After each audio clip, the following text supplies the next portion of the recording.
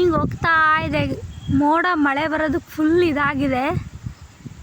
ಮೋಡ ಮೂವ್ ಆಗ್ತಾ ಇದೆ ನೋಡಿ, ವಿಡಿಯೋದಲ್ಲಿ ಕಾಣುತ್ತೆ.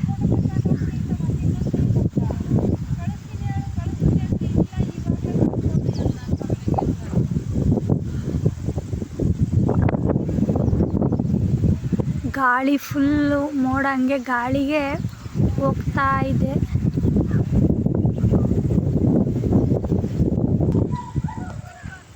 ನೋಡಿ ಚೆನ್ನಾಗಿ ಮಳೆ ಬಂದಿರೋದಕ್ಕೆ ಇದನ್ನೆಲ್ಲ ಮಡಿಕೆ